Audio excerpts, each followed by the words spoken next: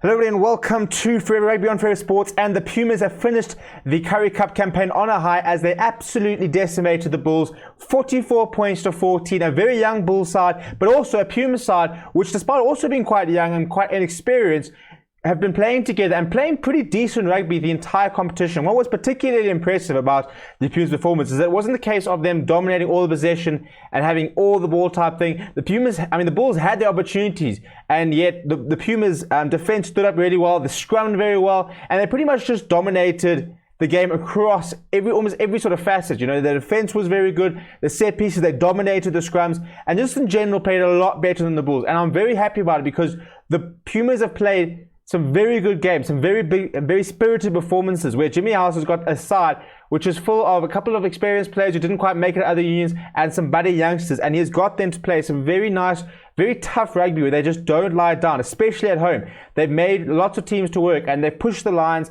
they've pushed the Western Province, and they weren't able to sort of string it together for 18 minutes and get over the line. And to be fair, the Bulls did have a nice sort of comeback in the second half where they looked like they were going to try and come back, but the Pumas' defense just held so fast and they just pretty much drew a line in the sand and said, we are not going to lose another game.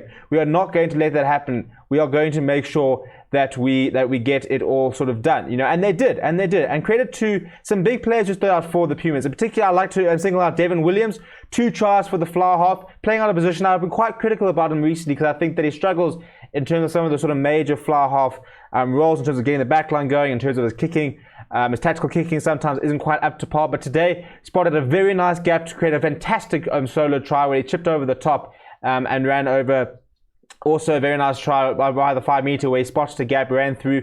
But the Pumas were just too good and they went into half time 34 points to 7. So they had the game in control. But we did see a comeback from the Western Province. But obviously we have to put this into perspective. So if you look at the Bulls side, a very changed side. You know, the only experience was in the form of Arno Buerta, Morne Stanley actually came off at half-time, Ivan van Zyl and Clinton Swart at full-back. Apart from that, it was just a string of reserves as well as under-21 players. Players like Tim Mugabe getting a go, you know, and then just lots of youngsters. So there were a couple of decent performances, but, you know, at the end of the day, this is a Puma side which are very settled. They've been playing, especially in the last couple of weeks, playing a very similar side every sort of week, trying to get those combinations, trying to get that performance together. And they did today. And, you know, I think, as I said, particularly I thought their defense was one of the big reasons why they looked really good to try and get the victory. So Jimmy Stonehouse will be immensely proud of the players. But if you look at some of the stats, and this is why it's quite interesting. So if you look at the first half, ball possession was 59% to the Pumas, 41% for the Bulls. But they ran in 5 tries. 5 tries in the first half. Everything was pretty much done. You know, Ginter Smuts was playing reasonably well. He convicted 3 conversions as well as a penalty goal. For scrums, they won 100% of their scrums in the first half, 3 out of 3 compared to 60% of the Bulls scrums. Lineouts, the Bulls were good in the first half, 100%, and 88% for the Pumas.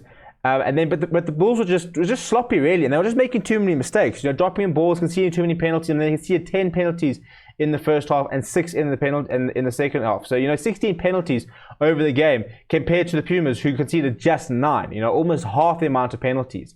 So that was kind of where the Pumas just won, and over the entire game, possession 55-45. So it wasn't a complete dominance. We weren't looking at a 60-40, 70-30 split. The Bulls had their opportunities, but just discipline was what cost them. And they had 2 tries where they should have been tried, and just a couple of, you know, it was just basics, you know, like the one try was ruled out because Jaco Pepper called for them to use it. They did, and they kept going over, and as a result, you know, it was a turnover ball. Same thing on the other side later on, where they thought they were over, but there was a long arm transfer in the maul. So, you know, just those basics where the Bulls could have scored 2 tries, and suddenly, you know, 40 and there was before one of them when the Pumas had scored. So when you're looking at sort of 34, 37, 21, suddenly it's a whole different game. And I think if the Bulls had gotten those tries, momentum might have shifted. But you do have to credit the Pumas, who stood up in those moments and did just play and just refused to concede. And some massive performances. I mean, the likes of the front row, you've got to look at the front row.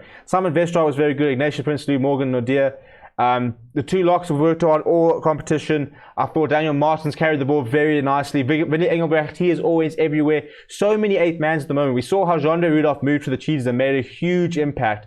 And in his stead, Willie Engelbrecht has stood up and he's just picked up where Rondo Rudolph left off, really. He's become a massive asset for the Pumas.